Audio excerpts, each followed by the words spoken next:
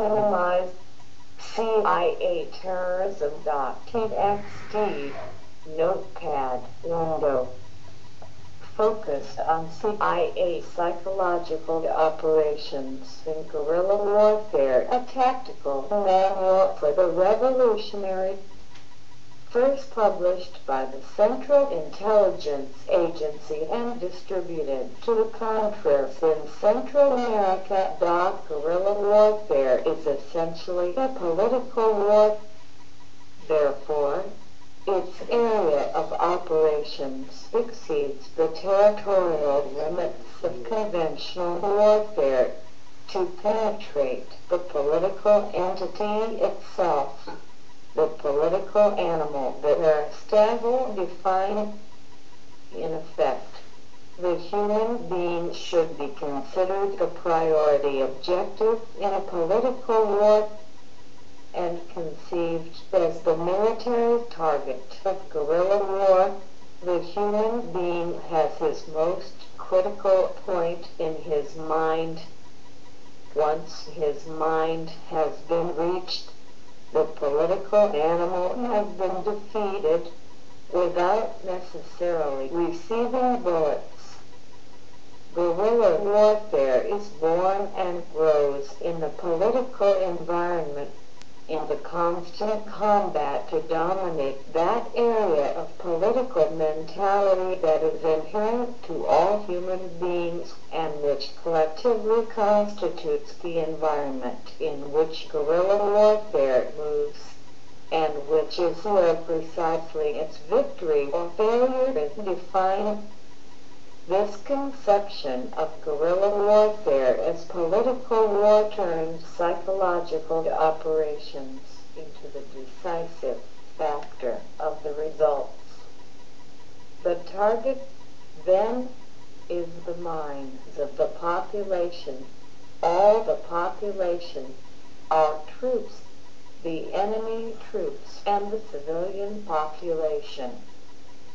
This book is a manual for the training of guerrillas in psychological operations, and its application to the concrete case of the Christian and democratic crusade being waged in Nicaragua by the Freedom Commandos.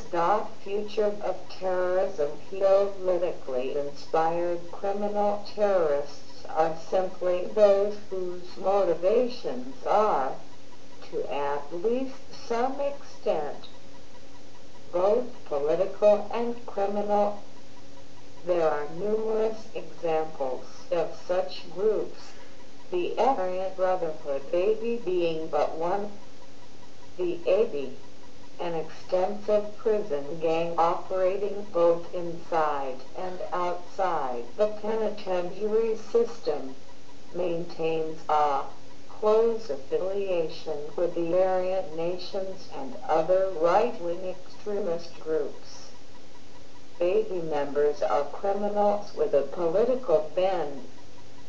Their endeavors, both in and out of prison, include extortion, murder for profit, homosexual prostitution, illegal drugs, and armed robbery. AB activities, both political and criminal, tend to target ethnic, racial, and political groups and individuals outside of their affiliation. Other groups involved in the so-called narco-terrorism may have crossed the fine line between a politically inspired terrorist organization using criminal activities to finance their operations to becoming a criminally inspired organization using politics as a rationalization for their criminal activities. The neo-Nazi outlook on life is modeled after that of the National Socialist German Workers' Party and the SVAP Nazi of Adolf Hitler. It has two distinct focal points: nationalism and racism. The nationalistic part of neo-Nazism considers both an economic system, state-controlled means of production, and militarism. Most neo-Nazi groups emulate some form of Hitler's militaristic uniforms and mannerisms. There is a strong tendency toward the wearing of tan or brown uniforms, complete with Sam Browne belts, the traditional armband, and use of the Nazi stiff-arm salute. Some American groups have even established Hitler shrines for an almost religious worship of Adolf Hitler. Extreme nationalism, which advocates coexistence, believes that the current government is controlled by communists, socialists, and Jews. An excellent illustration of extreme beliefs is the American neo-Nazis' description of the United States government as the Zionist occupation government, an entity upon which they have declared war. The proposed neo-Nazi system somewhat resembles that of the extreme left, with its centralized government and or party control of the economy and major means of production. The other major tenet of Nazism, and by extension neo-Nazism, is racism. This includes both the claiming of racial superiority by their own group and proclaiming that inferior races, Jews, blacks, and others must be either subordinated or exterminated. In the case of European and American neo-Nazis, the Aryan race, defined as those of German, Scandinavian, Dutch, and English/Irish/Scotch descent, are genetically superior and destined to rule over all those of any other extraction. The major difference between European and American neo-Nazi groups is that American groups do not stress the economic aspects of Nazism, but rather usually portend or quasi-religious justification for their beliefs and actions. In particular, some American groups have reinterpreted the Bible in such a way as to not only explain but also demand the subjugation of non-Aryan groups and races. Given the implications of this quasi-religious outlook of their code, domestic neo-Nazi terrorist groups must be considered somewhat religiously as well as politically inspired terrorists. Marxist/Leninist ideology. Marxist/Leninist is what most people think of when we discuss communist terrorist groups. In the early days of Lenin's political activism, he put forward the theory that the use of terrorism was sometimes justified in the furtherance of a just cause, communist revolution. Terrorism might or might not be necessary to bring about and win the revolution, but it would be used without reservation if it were felt that such a tactic was required. Lenin's philosophy included subversion with targeted governments, encouraging revolution by the masses, or even, if deemed desirable for his cause, peaceful coexistence with non-communist countries. In any event, all political activity, including the use of terrorism, would be subordinate to and under the control of the primary communist political organization. This particular ideology was the guiding principle of the Soviet Union from the 1918 revolution until 1991, when the Communist Party was overthrown. In today's society, we find 75 to 85% of all terrorist groups following the Marxist/Leninist ideology. Leon Trotsky, born Lech Bronstein, a disciple and close confidant of Lenin, played a major role in winning the revolution and the ensuing civil war in the Soviet Union. Trotsky's philosophy on the use of terror differed radically from that of Lenin and Stalin. Trotsky believed that world revolution in all non-communist countries should be immediate, that the Soviet Union should inspire and use terrorism to the greatest degree in bringing about such immediate revolution, and that every political communist organization should have and use its own terrorist element. Trotsky condemned any idea of political coexistence with non-communist forms of government and considered Lenin's policy of subversion from within to be too slow and ideologically impure to further the cause of world revolution. Trotsky, who came in a distant second to Stalin in the power struggle after Lenin's death, was later assassinated by the KGB in Mexico City, Mexico. His philosophy, however, has lived on in some of the more radical elements of the extreme left wing. Political violence will characterize the last years of this century and the early decades of the 21st century. One prominent form will be the practice of terrorism. The universal availability of weapons, explosives, and technologically sophisticated timing and triggering devices, along with the global communication revolution, adds to the terrorists' capabilities. Increased capabilities include coordinated, nearly simultaneous attacks in several countries, fax death threats, and comparison of target lists by computer.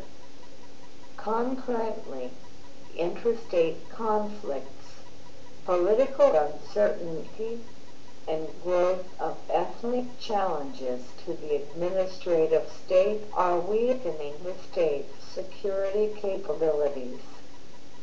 Coupled with the increasing porosity of state borders, these trends are making it easier for the terrorist and his supporters to move anywhere in the world with little change of being apprehended or even identified. Future terrorism is likely to include higher than ever levels of violence. Hijackings, kidnappings, and drive-by shootings will continue, but their shock effect has decreased with familiarity. Since terrorists need publicity to inspire fear, familiarity causes them to seek more unusual events that capture and hold public attention.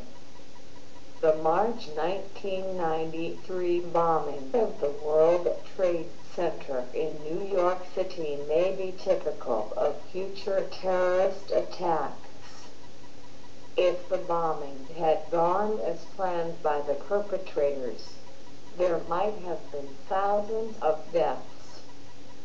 There was also a conspiracy to attack symbolic landmarks including the Holland Funnel and the United Nations headquarters in and around New York, that would have affected thousands of people and caused millions in property damage. It is not difficult to imagine the psychological effect of these types of attacks on the U.S. public. Although technology aids in the defense against terrorism, it also provides terrorists with increased opportunities. Terrorists can operate in cyberspace to destroy or manipulate information for their own purposes. Skilled hackers with terrorist intent can access all but the most secure data banks, stealing or changing information, or destroying it. This gives them the potential, for example, of manipulating the stock market for their own profit or to precipitate inflation or depression. There is evidence of large-scale counterfeiting of American currency to purchase weapons. This could cause serious economic disruption. Access to police and other security files can keep terrorists one step ahead of their government opponents. Terrorists can follow the example of Iraq's Saddam Hussein and create ecological disasters by starting fires and causing chemical spills. For example, the forests of the American Northwest are vulnerable to arson. Seeking more spectacular attacks, terrorists may poison water supplies or blow up dams and levees. Chemical weapons have become increasingly powerful and easy to produce. Triggering devices have become more sophisticated. The potential for using weapons of mass destruction, including biological and nuclear material, exists. Parallel to these ominous developments favoring the terrorist is a disturbing trend to resort to violence for an ever-widening range of causes. Terrorism is practiced on a global scale in support of criminal business initiatives. Various social issues, for example, environmental and anti-abortion extremists, ethnic conflicts ranging from U.S. street gangs to conflicts in Central Africa and South Asia, religious interpretation, traditional political power struggles, and insurgencies. Combined, these factors bode ill for the future and demand the attention of military commanders. U.S. military personnel will continue to be targets for terrorists for the same reason they have in the past. Collectively and individually, they symbolize U.S. power. While no one will challenge the United States on the conventional battlefield in the foreseeable future, terrorist acts are likely to be the preferred form for expressing hostility toward the remaining superpower. Relative to the other forms of political violence, terrorism remains cheap and successful regarding limited objectives and carries low risk to the perpetrator. The activities that are likely to engage U.S. military personnel in the near future occurred in situations. Terrorist tactics. The immediate objectives of any given terrorist attack are to attract attention to the group or its cause. S. Demonstrate the group's power. extract revenge, obtain logistical support, or cause the government to overreact. Terrorist tactics and strategies are limited only by their imagination. Just as a terrorist incident may have several objectives, the tactics used may also be combined.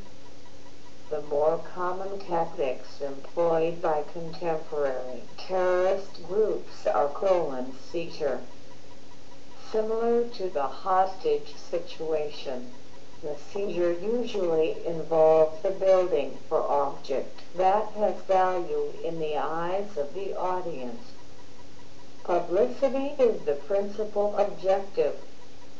There is some risk to the terrorist because security forces have time to react and may opt to use force to resolve the incident since few or no innocent lives are involved. Sabotage.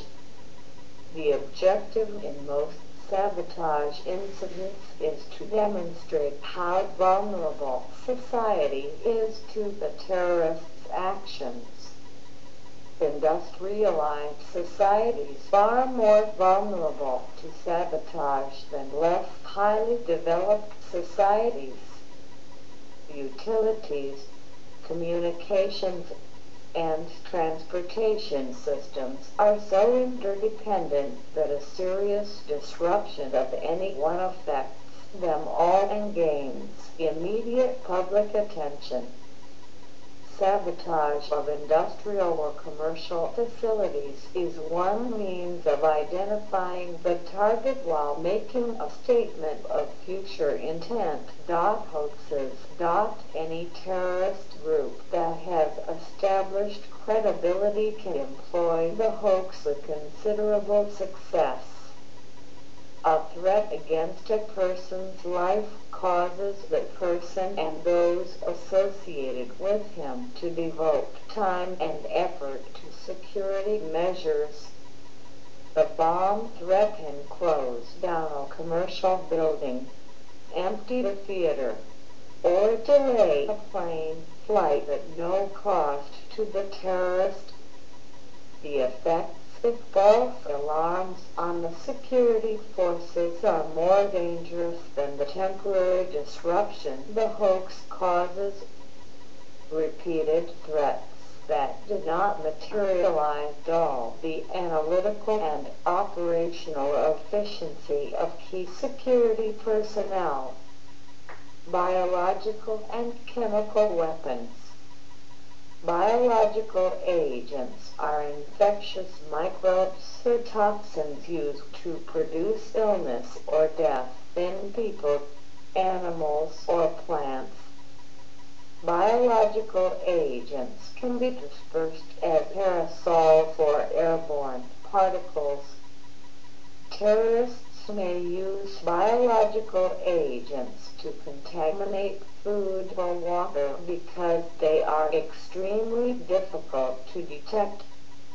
Chemical agents kill or incapacitate people, destroy livestock, or ravage crops. Some chemical agents are odorless and tasteless and are difficult to detect. They can have an immediate effect, a few seconds to a few minutes, or a delayed effect several hours to several days.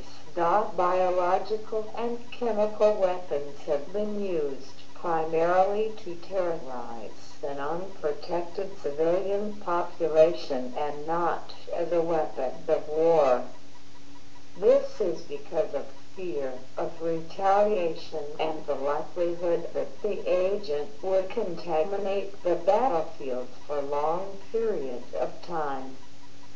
The Persian Gulf War in 1991 and other confrontations in the Middle East were causes for concern in the United States regarding the possibility of chemical or biological warfare. While no incidents occurred, there remains a concern that such weapons could be involved in an accident or be used by terrorists. While the U.S. has one of the highest levels of social violence in the world, the incidence of terrorism is very low compared to Europe, Latin America, Africa, or the Middle East. There are several reasons for this seeming inconsistency. First, the United States does not have a tradition of violence for political purposes. Historically, there has been a lack of deep ideological commitment in justifying the taking or sacrifice of life. The second factor is the absence of ethnic concentrations or restrictive legislation that causes separatist movements. Puerto Rico is the exception, with several pro-independence groups practicing terror tactics.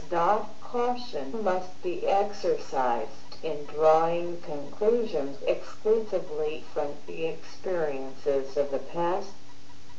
Although low levels of domestic terrorism have occurred in the United States to date, terrorism is still a threat in the continental United States. Right-wing extremist organizations constitute a growing threat to public order. Agents of external causes and foreign powers pose a potential threat that needs only the transoceanic flight or border crossing to become active. Terrorism is a factor across the spectrum of conflict. It is normally viewed as violence in an environment where there is no armed conflict. Thus, it may be considered as a mode of conflict. In the context of peace, terrorism attracts a great deal of attention, and few question its real and potential capacity to kill and destroy.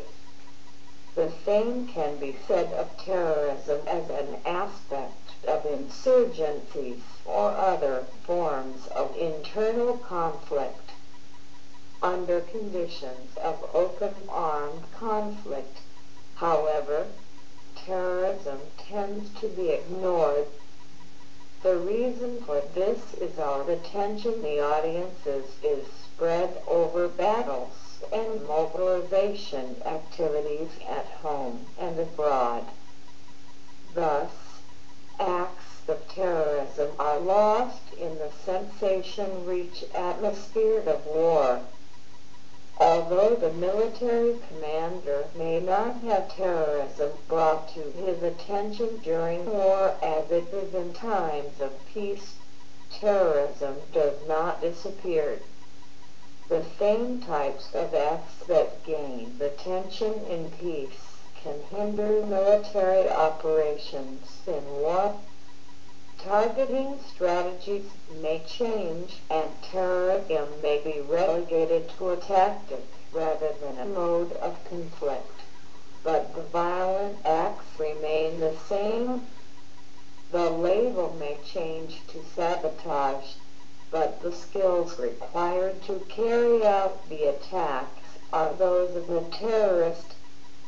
More importantly, the defensive practices developed in peace to prevent terrorist acts are the same as those needed in war to thwart sabotage and level area threats. Development and control of the front organizations. The development and control of front or facade organizations is carried out through subjective internal control at group meetings of inside quarters, and the calculations of the time for the fusion of these combined efforts to be applied to the masses. Established citizens, doctors, lawyers, businessmen, teachers, etc., will be recruited initially as social crusaders in typically innocuous movements in the area of operations. When their involvement with the clandestine organization is revealed to them, this applies the psychological pressure to use them as inside codders in groups to which they already belong or of which they can be members. Then they will receive instruction in techniques of persuasion over control of target groups to support our democratic revolution through a gradual and skillful process. The cell control system isolates individuals from one another, and at the appropriate moment, their influence is used for the fusion of groups in a united national front. The control of mass meetings in support of guerrilla warfare is carried out internally through a covert commando element, bodyguards, messengers, shock forces, initiators of incidents, placard carriers, also used for making signals, shouters of slogans. Everything under the control of the outside commando element. When the codders are placed or recruited in organizations such as labor unions, youth groups, agrarian organizations, or professional associations, they will begin to manipulate the objectives of the groups.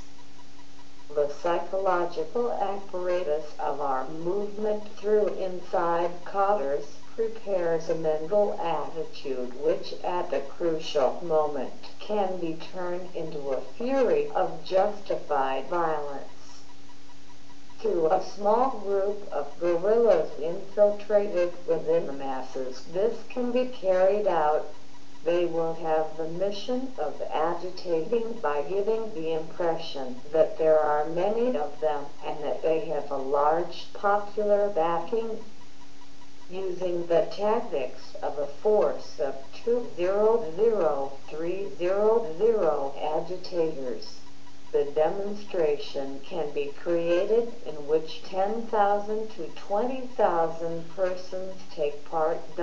Support of contacts with their roots in reality. The support of local contacts who are familiar with the deep reality is achieved through the exploitation of the social and political weaknesses of the target society with propagandist combatant guerrillas, armed propaganda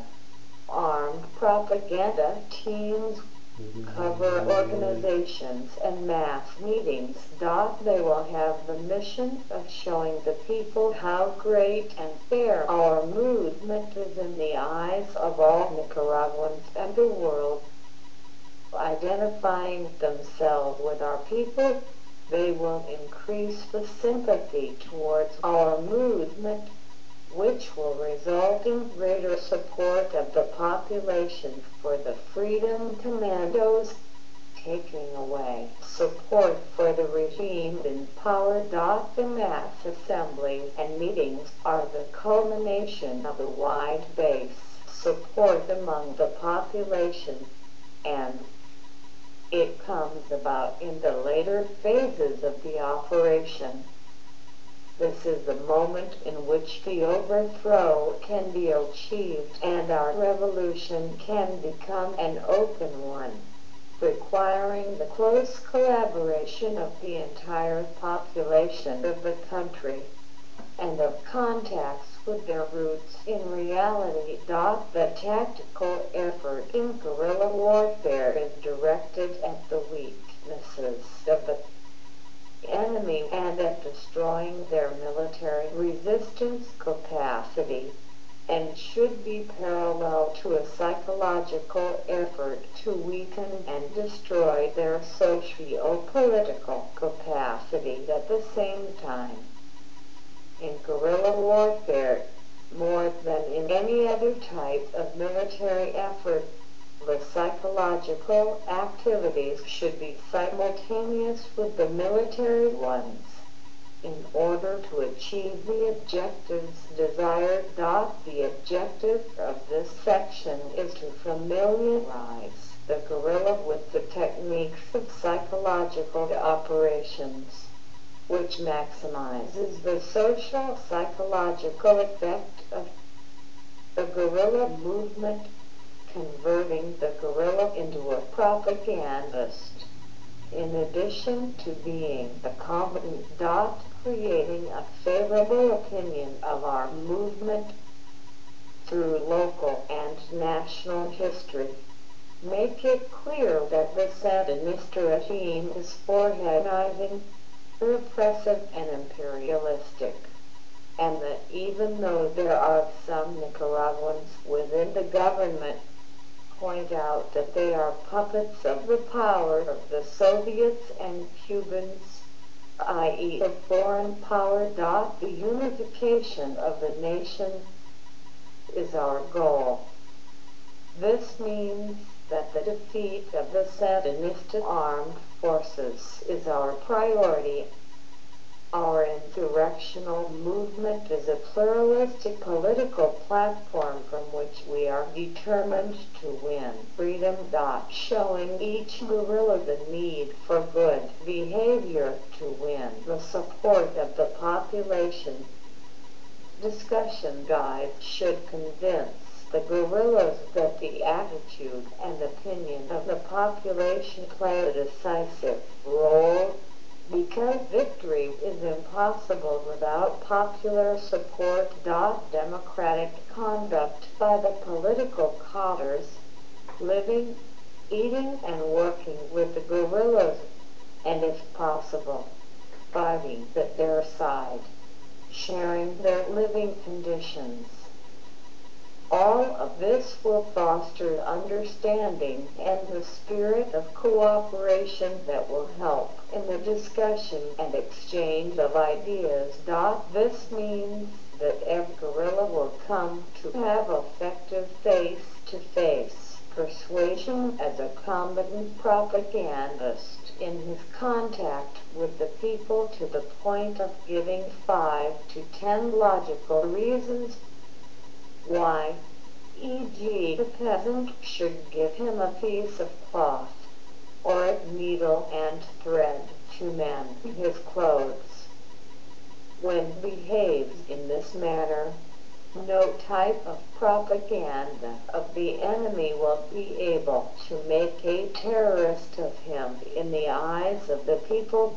In addition, hunger, cold, fatigue and insecurity in the existence of the guerrilla acquire meaning in the cause of the struggle due to the constant psychological orientation. Armed propaganda includes all acts carried out by an armed force, whose results improve the attitude of the people toward this force, and it does not include forced indoctrination. This is carried out by a close identification with the people on any occasion.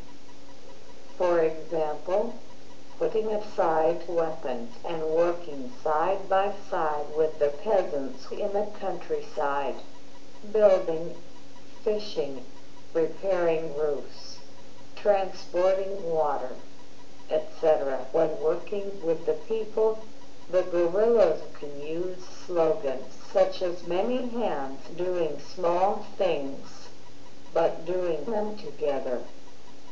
Participating in the tasks of the people, they can establish a strong tie between them and the guerrillas, and at the same time the popular support for our movement is generated. In the words of the leader of the Huk guerrilla movement of the Philippine Islands, The population is always impressed by weapons, not by the terror that they cause, but rather by a sensation of strength/force. We must appear before the people, giving them the message of the struggle. This is, then, in a few words, the essence of armed propaganda. An armed guerrilla force can occupy an entire town or small city that is neutral or relatively passive in the conflict. In order to conduct the armed propaganda in an effective manner, the following should be carried out simultaneously: destroy the military or police installations and remove the survivors to a public place. Cut all the outside lines of communications, cables, radio, messengers. Set up ambushes in order to delay the reinforcements in all the possible entry routes. Kidnap all officials or agents of the Sandinista government and replace them in public places with military or civilian persons of trust to our movement. In addition, carry out the following: establish a public tribunal that depends on the guerrillas and cover the town or city in order to gather the population for this event. Shame, ridicule, and humiliate the personal symbols of the government of repression in the presence of the people and foster popular participation through guerrillas within a multitude, shouting slogans and jeers. Reduce the influence of individuals in tune with the regime, pointing out their weaknesses and taking them out of the town without damaging them publicly. Mix the guerrillas within the population and show very good conduct by all members of the column.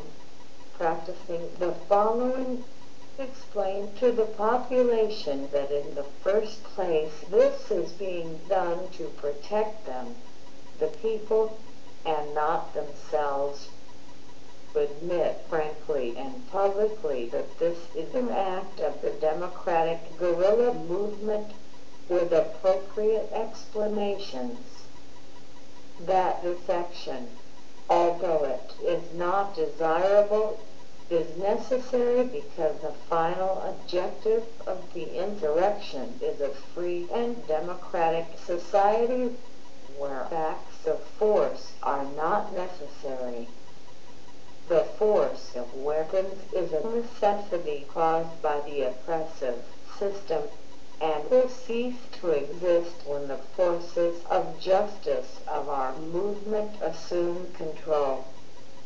Explain that if that citizen had managed to escape, he would have alerted the enemy that is near the town or city, and they could carry out acts of reprisal such as rapes, pillage, destruction, captures, etc. Hit this way, terrorizing the inhabitants of the place for having given attention and hospitalities to the guerrillas of the town. If a guerrilla fires at an individual, make the town see that he was an enemy of the people and that they shot him because the guerrilla recognized as their first duty the protection of citizens. The command tried to detain the informant without firing because he, like all Christian guerrillas, despises nonviolence. Firing at the Sandinista informant, although it is against his own will, was necessary to prevent the repression of the Sandinista government against innocent people. make the population see that it was the repressive system of the regime that was the cause of this situation, what really killed the informer, and that the weapon fired was one recovered in combat against the Sandinista regime. Make the population see that if the Sandinista regime had ended the repression, the corruption backed by foreign powers, etc., the Freedom Commandos would not have had to brandish arms against brother Nicaraguans, which goes against our Christian sentiments. If the informant hadn't tried to escape, he would be enjoying life together with the rest of the population, because not have tried to inform the enemy. This death would have been avoided if justice and freedom existed in Nicaragua, which is exactly the objective of the democratic guerrilla. It is possible to neutralize carefully selected and planned targets, such as court judges, staff judges, police and state security officials, CDS chiefs, etc.